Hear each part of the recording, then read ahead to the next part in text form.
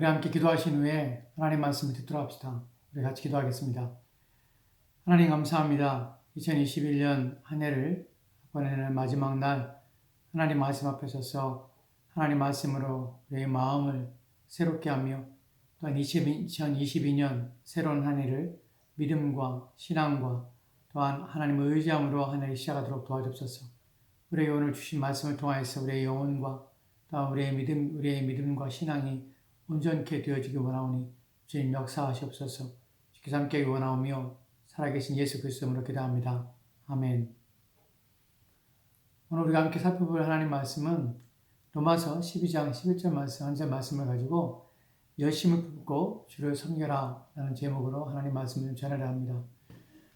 오늘은 재작년부터 시작된 코로나로 인하여서 온 세계적으로나 또한 국가적으로 또한 사회적으로나 개인적으로 온갖 어려움들과 또한 걱정과 염려 속에서 보내게 된 2021년 우리가 기억할 또한 기억될 또 하나의 마지막 날입니다.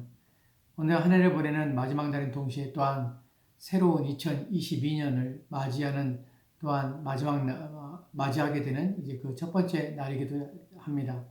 이러한 때 신자가 가져야 할 마음은 지난 한 해 동안 여러 어려움 속에서도 우리의 믿음을 지켜주신 하나님께 먼저 감사뿐만 아니라 우리 자신뿐만 아니라 가족들을 지켜주시고 또한 돌봐주신 하나님께 진심으로 감사한 마음을 가져야 할 것입니다. 또한 새로운 한 해를 어떻게 보낼 것인가 하는 것 또한 신자에게 있어서 또 우리에게 있어 참으로 중요한 문제가 아닐 수 없습니다. 왜냐하면 신자의 매일의 삶은 그리스도 예수 안에서 부르신 하나님의 뜻을 이루는 삶이며 그 뜻에 합당하며 또 옳게 순종하며 성취하도록 하는 것이야 하기 때문에 그렇습니다. 하나님께서 죄인을 부르실 때에 죄의 용서함만을 위하여 부르신 것이 아니라 또한 죄를 짓지 않기 위하여 부르셨다는 사실을 우리는 기억해야 합니다. 또한 거룩하고 흠이 없는 삶을 살도록 부르셨다는 사실을 성경이 말씀하고 있습니다. 첫 번째로 성경은 우리에게 부르심에 합당하게 행하라고 말씀하고 있는데 이제 명령으로 주어주고 있다는 사실을 기억해야 합니다. 에베소서 4장 1절 말씀을 제가 봉독하겠습니다. 그러므로 주 안에 갇힌 내가 너희를 권하노니 너희가 부르심을 받은 일에 합당하게 행하여. 아멘. 바울은 에베소 교인들에게 권면하기를 너희가 부르심을 받은 일에 합당하게 행하라고 합니다. 부르심을 받은 일이란 하나님께서 우리를 구원하신 뜻과 또한 목적을 가리키는 것이며 이 일에 합당하게 즉 적합하고 또한 부합하게 행동해야 한다는 것을 지금 말씀하고 있는 것입니다. 이와 관련해서 또한 동일하게 같은 내용을 말씀하고 있는 구절이 있는데 빌립보서 1장 27절 말씀을 보면 이렇게 기록됐습니다. 제가 봉독하겠습니다. 오직 너희는 그리스도의 복음에 합당하게 생활하라. 이는 내가 너희에게 가보나 떠나 있으나 너희가 한 마음으로 서서 한 뜻으로 복음의 신앙을 위하여 협력하는 것과. 아멘. 바울은 빌립보 교인들을 향하여서 그리스도의 복음에 합당하게 생활하라고 명령하고 있음을 보게 됩니다. 그리스도의 복음이란 예수 그리스도의 가르침과 또한 그분의 말씀을 의미하며 이것에 합당하게 생활하는 것이 그리스도의 삶이라고 하는 것입니다. 여기에서 그리스도인들은 자신의 생각과 또한 자신의 판단과 자신의 가치를 중심으로 사는 것이 아니라 부르심과 또한 복음에 합당하게 즉 적합하고 부합하고 또한 맞게 생활하도록 부르심을 받았다는 사실을 기억해야 합니다. 합당하게 하라는 말의 본래의 뜻은 어떤 의미를 가지고 있냐면 어울리게 하다라는 뜻을 가지고 있습니다.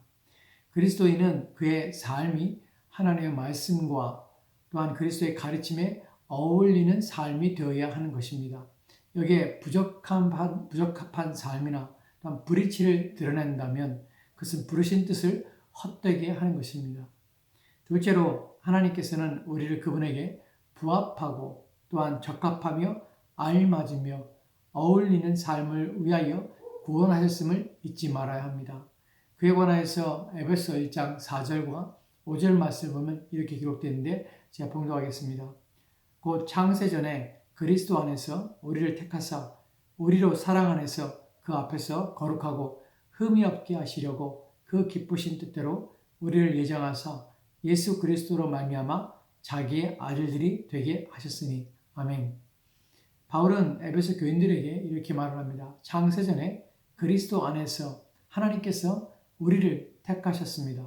그 다음에 나오는 내용들은 왜 택하셨는가 하는 것에 대한 이유에 대하여 말씀하고 있는데, 택하심의 목적에 대하여 우리가 알게 되는 것은 무엇이냐면, 우리로 사랑 안에서, 즉 하나님의 사랑 안에서 하나님 앞에 거룩하고 흠이 없게 하시려고 그리스도 안에서 우리를 택하셨다는 것입니다. 하나님의 구원의 방식은 그리스도 안에서 우리를 택하시는 방식을 취하신 것이며, 그분이 우리를 구원하신 목적은 하나님 자신 앞에 설 수 있게 하기 위함인데, 하나님 앞에 설 수 있게 하는 것은 거룩하고 흠이 없게 하시는 것입니다. 분명히 이 구절에서 그리스도를 통하여서 우리가 믿음으로 우리의 죄가 사함받아 하나님 앞에 설 수 있게 되는데, 그리스도의 보배로운 피와 그분께서 율법의 순종하심을 얻으신 의로움을 우리에게 전가해 주심으로 우리로 거룩하고 흠이 없게 하신 것입니다. 그렇다면 우리가 의롭게 된 것이 우리의 노력이 아니라 그리스도의 보배로운 피로 말미암아 우리에게 또한 율법의 순종함으로 말미암아 우리에게 그리스도의 거룩한 의가 우리가 전가되어짐으로 우리가 의롭게 된 것입니다. 그렇다면 우리가 이러한 생각할 수 있습니다. 우리가 의롭게 된 것이기 때문에 우리는 더 이상 거룩하며 흠이 없이 하는 노력을 기울일 필요가 더 이상 있지 않은 것이 아닌가라는 생각입니다. 그런 노력이 불필요한 것이 아닌가라는 오해입니다. 그러나 그렇지 않습니다. 그리스도를 믿음으로 얻게 되는 거룩함, 즉 의로움은 우리를 구원에 이르게 하지만 우리는 여전히 죄로 말미암아 오염되어 더러운 존재란 사실을 우리는 잊지 말아야 합니다. 왜냐하면 성경이 그렇게 말씀하고 있기 때문에 그렇습니다. 그렇기 때문에 우리는 우리에게 입혀진 그리스도의 의로운 옷에 걸맞는 자들이 되기 위하여 거룩해져야 한다는 것입니다. 그렇기 때문에 부르심에 합당하게 행하라는 명령과 더불어서 그리스도의 복음에 합당하게 생활하는 명령이 또다시 주어지게 되는 것입니다.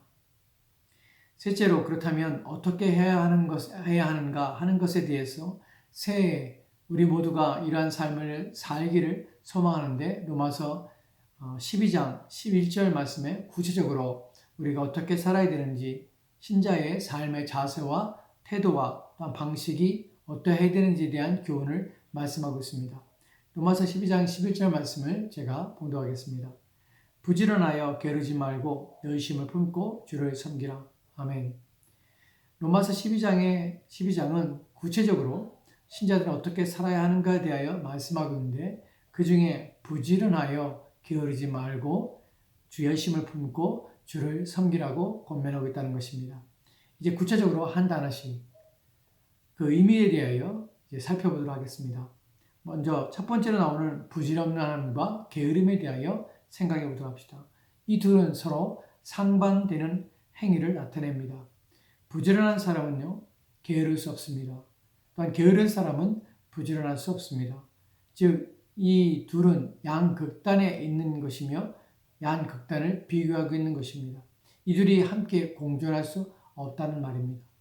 먼저 게으름에 대하여 생각해 보도록 합시다. 게으름에 대하여 일반적인 생각과 이해는 성경이 말하고 있는 것과 좀 차이가 있습니다. 게으름에 대해 일반적인 생각에 대해 생각할 때 이것은 성격이나 성품으로 우리는 이해하는 경향들이 있습니다. 사람들은 게으른 성격이라고 또한 표현함으로써 어떤 사람의 느긋한 성품이나 성격으로 받아들이고 이해하는 경향성이 있습니다. 물론 게으름은 성격과 성품을 포함하고 있습니다. 그러나 그렇다고 해서 이것이 본래적인 어떤 특정한 성향을 가진 사람이거나 또한 성격이기 때문에 크게 문제될 것이 없는 것이 아닌가라는 생각을 할 수 있는데, 이러한 생각들은 서양 사람들이 대부분 이렇게 생각하지만 성경은 단호하게 이러한 생각들에 대하여 용납하기를 거부하고 있습니다.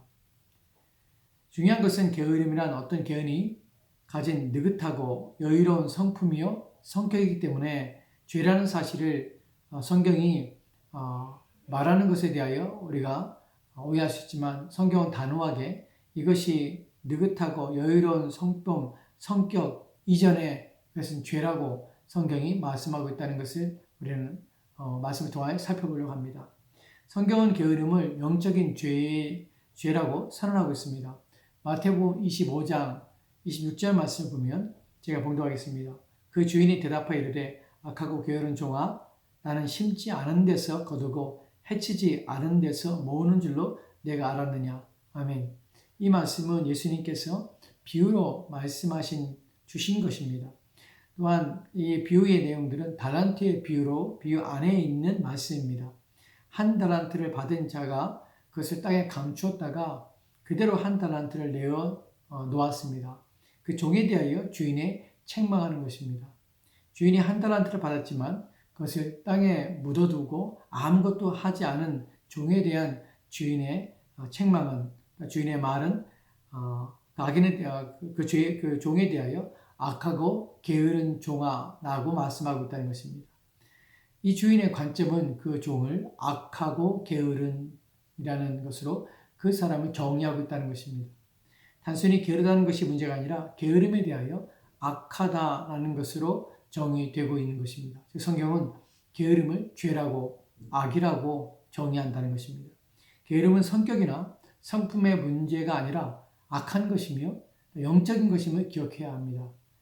왜냐하면 악이란 단어의 의미는 하나의 악한 행동을 지적하는 것이 아니라 그 게으른 종의 성품과 또한 성격이 악함을 지적하는 것이기 때문에 그렇습니다.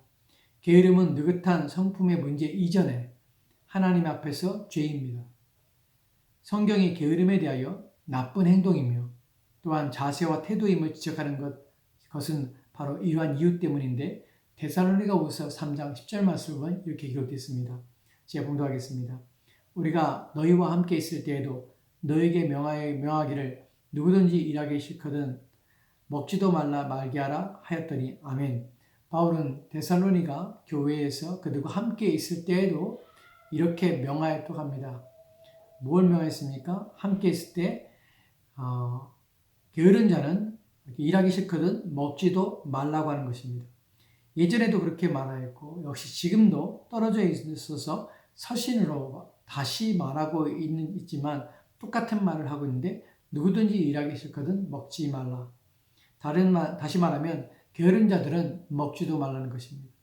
다른 성경 구절에서도 게으르지 말 것을 명령하고 있을 뿐만 아니라 특히 잠언에서는 게으름에 대하여 책망하는 것이 많이 등장하는 것을 우리가 보게 됩니다.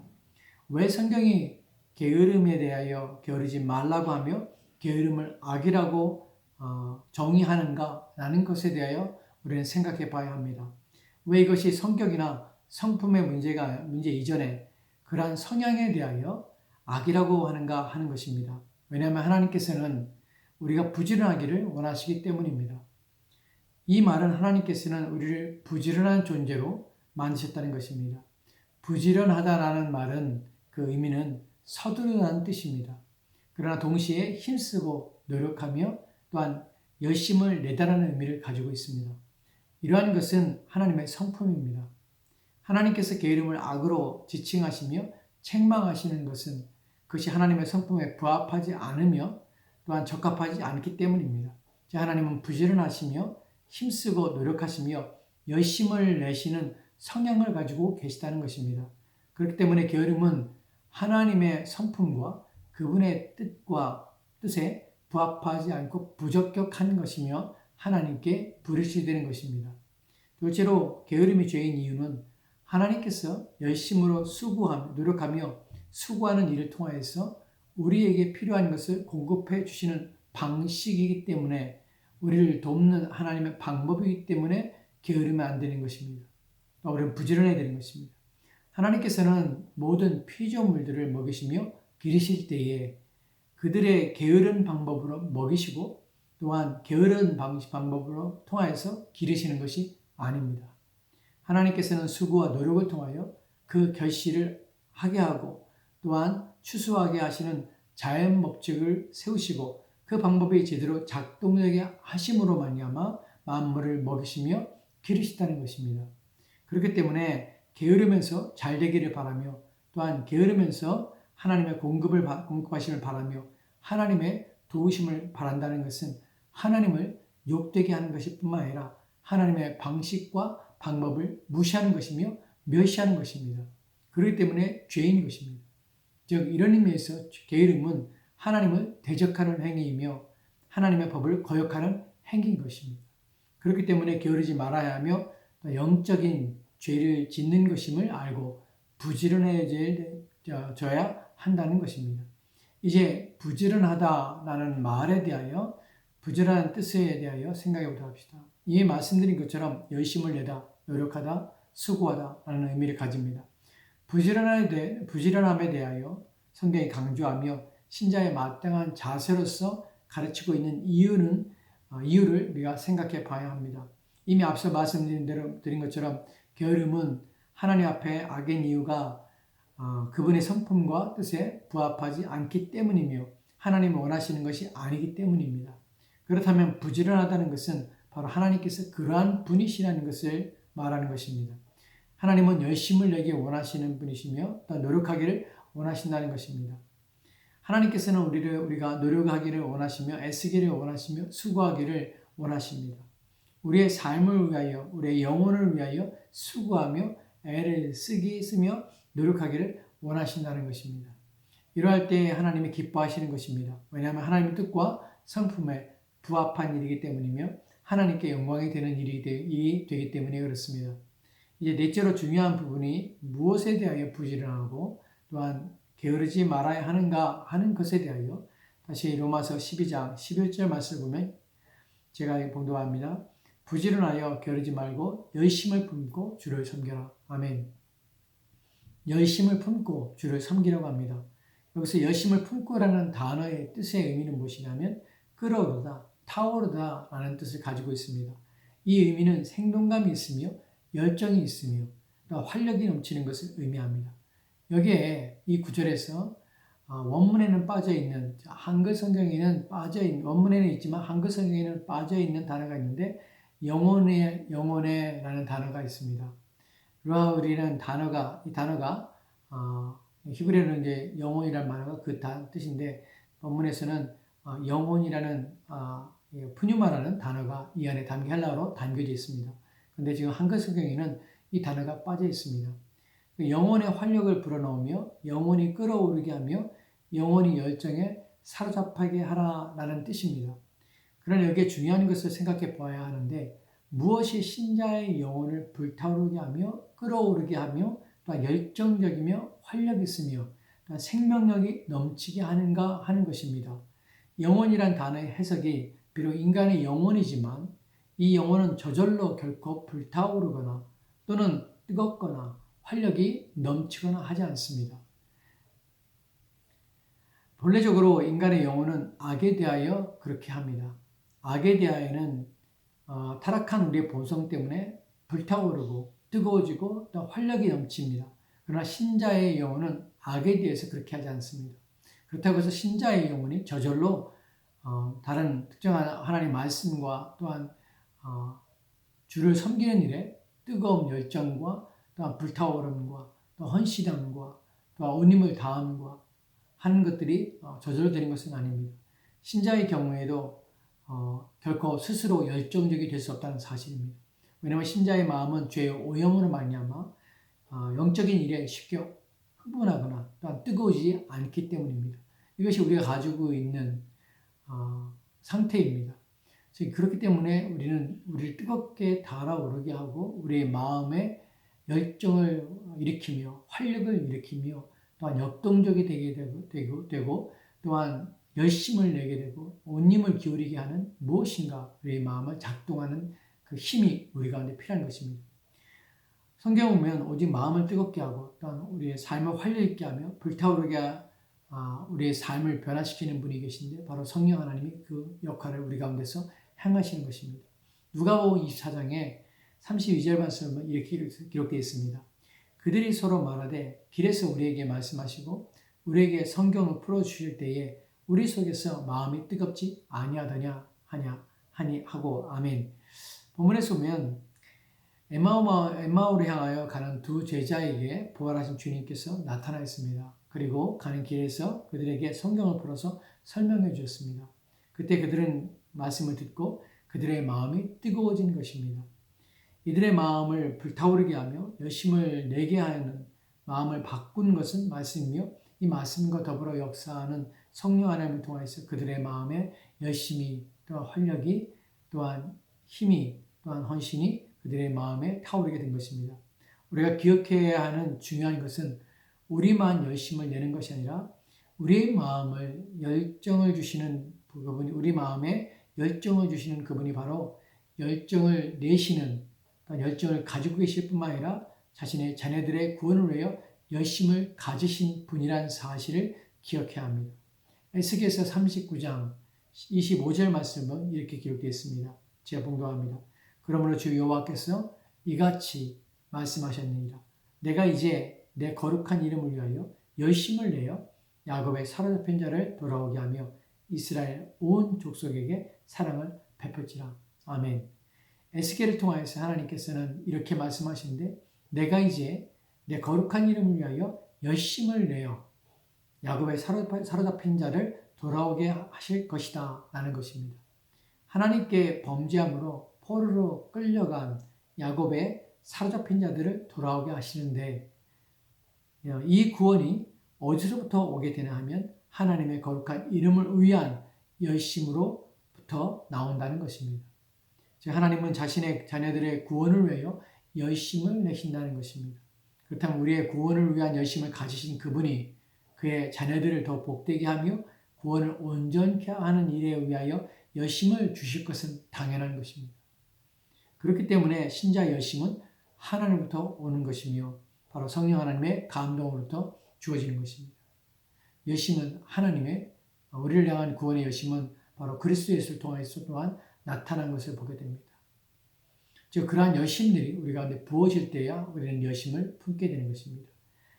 이것이 참된 이유는 열심을 품는 방향성이 바로 로마서 12장 11절 말씀에 말하는 것처럼 주를 섬기기 위함이기 때문에 그렇습니다.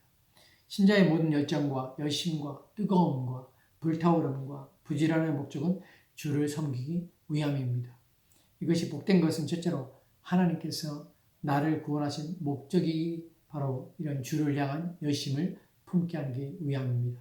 둘째로는 이것이 나를 구원하신 하나님을 기쁘시게 하는 방식이기 때문에 우리는 열심을 품어야 하는 것입니다.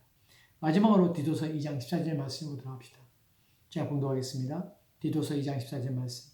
그가 우리를 대신하여 자신을 주심은 모든 불법에서 우리를 속량하시고 우리를 깨끗하게 하사 선한 일을 열심히 하는 자기의 백성이 되게 하려 하심이라. 아멘. 그가 우리를 대신하여 주님께서 우리를 대신하여 자신을 주심은 우리를 대신하여 죽으시는 모든 불법에서 우리를 속량하시기 위함입니다. 모든 불법에서 우리를 값을 지불하시고 사시기 위함입니다. 즉 우리의 죽음을 대신 죽으신 주님께서는 자신의 생명으로 우리의 생명을 사신 것입니다. 그렇게 하심으로 우리를 깨끗하게 하신 것입니다. 그러나 이것이 끝이 아닙니다. 우리를 어떠한 사람이 되게 하시기 위함인가 하면 선한 일을 열심히 하는 자기 백성이 되게 하시기 위함이란 사실을 기억해야 합니다. 그렇기 때문에 선한 일을 열심히 하는 자기 백성이 우리는 되어야 하는 것입니다. 왜냐하면 주님께서 그것을 위해서 죽으셨기 때문에 그렇습니다. 온 힘을 다하여 주님을 섬긴다는 것은 그분을 온 힘을 다하여 예배한다는 것입니다. 왜냐하면 하나님께서는 예배한 자들을 기뻐하실 뿐만 아니라 또한 찾으시기 때문입니다. 새해는 참된 예배자가 되어야 합니다. 예배 시간에 참석하는 예배자가 아니라 예배의 자리에 앉아있는 것으로 자신의 의무를 다했다고 여기는 자가 아니라 참된 예배자가 되어야 합니다. 온 힘으로 또한 마음으로 또한 예배하는 예배자야 합니다. 마음과 행동에 불일치를 보이는 망연된 예배자가 아니라 하나님의 마음을 받아서 하나님을 향하여서 마음과 행동이 함께 예배하는 예배자가 되어야 합니다. 또 온 힘을 다하여서 성도를 섬기는 것이 주님을 섬기는 것임을 기억해야 합니다. 왜냐하면 성도는 주님의 몸이기 때문에 그렇습니다. 또한 하나님 형상으로 지으심을 받은 보이는 모든 사람들에게 모든 사람들을 위하여 우리는 또한 열심을 품어야 합니다. 왜냐하면 그들 가운데서 하나님 형상이 있기 때문에 그렇습니다. 그렇기 때문에 새해에는 더욱 성도 섬기는 일, 예배하는 일, 또한 성도를 기쁘게 하며 이웃을 기쁘게 하는 일에 열심을 다하는 한 해가 되도록 우리는 노력을 다해야 됩니다. 우리 주님은 보이지 아니하시지만 우리가 그리스도의 뜻에 부합하게 또한 받들어서 우리의 모든 삶 속에서 모든 이들에 대하여 동일한 마음을 품고 성심으로 그들을 섬기며 돌보며 또한 사랑하며 또한 그들의 봉사하며 또한 애쓰는 이 모두를 통하여서 주님은 영광을 받으십니다. 우리는 기억해야 합니다. 게으르지 말고 부지런하며 또한 우리의 영혼이 성령에 사로잡혀서 불타올라 모든 일에서 주님을 섬기는 저와 여러분이 되어야 합니다. 기억합시다. 소자에게 물 한 것을 준 것이 주님께서는 주님께 준 것이라 주님을 영접한 것이라 말씀했다는 사실을 기억합시다. 그런 말미암아서 우리의 모든 일 속에서 주님을 섬기는 마음으로 우리의 모든 행실이 교회에서나 또한 우리의 일상의 삶 속에서나 가정에서나 우리는 동일하게 그 모든 일들이 주님을 섬기는 것이며 주님을 섬기되 열심을 다하여 섬기며 그 섬김이 게으르지 않도록 또한 그 섬김이 부지런하게 하기 위하여 열심히 부지런함으로 주님을 섬기는 일에 온 힘을 기울이는 저와 여러분 되었으면 좋겠습니다. 2022년 한 해 새로운 시작 가운데 저와 여러분의 마음들이 더욱더 하나님께 가까이 나아가며 하나님의 우리를 구원하신 목적에 부합한 삶으로 사라지기를 소망합니다. 기도합시다. 하나님, 2021년 한 해를 보내고 2022년 한 해가 시작됩니다. 주님, 새로운 한 해의 새로운 결심들, 세상적인 소망과 결심이 아니라 세상적으로 무엇을 이루며 성취하는 것이 아니라 오직 우리가 우리를 구원하신 주님의 뜻에 부합하여 적합하여 또한 그것에 걸맞는 삶들을 살아가도록 주여 도와주옵소서. 그래야 우리가 부지런하여 게으르지 아니하고 열심을 품어 주를 섬기는 일에 온 힘을 기울이게 도와주옵소서. 우리의 모든 주변의 사람들과 또한 우리가 보이는 모든 것들 가운데서도 오직 주님의 뜻이 또한 주님의 이름이 높이는 받기 위하여 마땅히 우리가 행해야 될 일들을 행함으로 냐마 하나님을 기쁘시게 하는 우리 모두가 되도록 주여 도와주옵소서. 2022년 한 해 동안에 주께서 우리의 삶을 지키시고 더욱 복 주시기를 원하오며 믿음과 신앙이 더욱 온전해지고 새로워지기를 소망하며 감사드리며 살아계신 예수 그리스도로 기도합니다. 아멘.